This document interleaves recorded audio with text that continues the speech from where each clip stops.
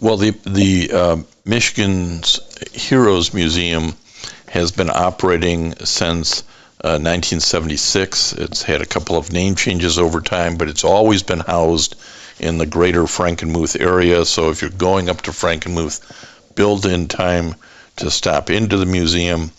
We're talking to its executive director, John Ryder. John, tell folks what your website is. So our website's www.miheroes.org. So myheroes.org, with the my being the MI of Michigan. Well, you've got a great executive board and board members at large and advisory board members and staff. I mean, it's a really well-run organization.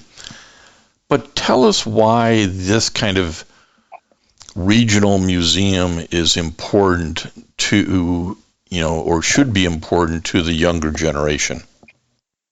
Well, as people nowadays, like I mentioned earlier, only approximately 1% of the people serve. And a lot of people, their grandfathers served, their grandmothers, maybe great-grandfathers and things like that. They themselves hadn't served, and they hadn't had the ability to understand what that service means.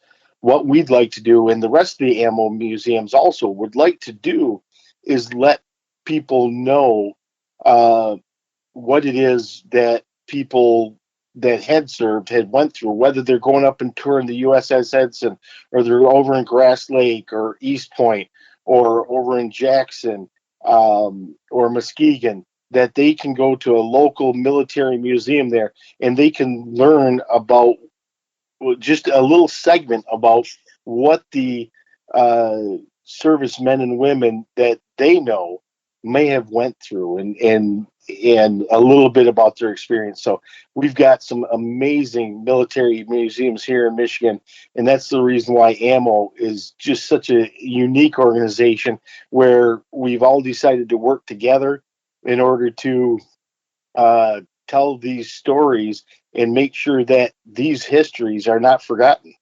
Well, it's so important, and nowadays there's just not enough time, whether it's in grade school or high school, to teach this history.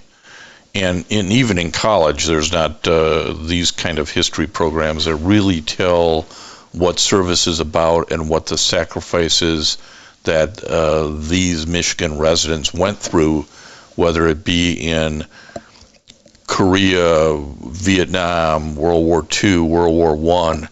Is the museum also beginning to think about how it displays and tells the stories of Michiganders who've been over in the Gulf Wars in Iraq and Afghanistan?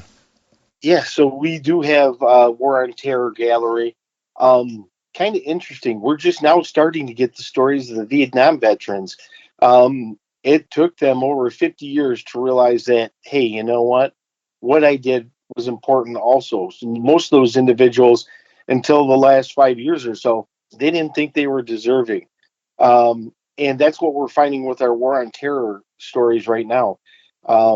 Most of the people that have served they say, hey, you know what? You got up the real heroes, the people who perished in the line of duty. Those stories are the ones that need to be told. But I don't care if you're a clerk typist or a cook or frontline battle company or just what. Guess what? We want to tell your story here, because there are so many people that have served that you will represent, and your story will dovetail with theirs, and so many families that can learn about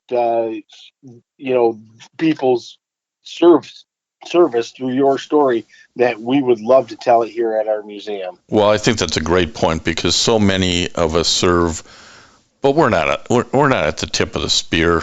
We're a support team. We're logistics. Maybe we were the ship drivers, as the Marines called the Navy, right? Or the flying the planes. So it's all those stories are important, because it also educates the families of the kids who want to join the service that maybe that's what my kid wants to do. He wants to be a drone pilot or in cyber intelligence, and he's going to be fine. He's not going to be at the tip of the spear. So those are great stories to tell. But this isn't easy to do, and it isn't easy to keep it alive as long as you have up in Frankenmuth. John, how is this funded? Like what you heard? Listen to this full episode and more on the Apple Podcasts app, Blog Talk Radio, Google Podcasts, or iHeartRadio. And now streaming on Amazon Music, Audible, and Spotify.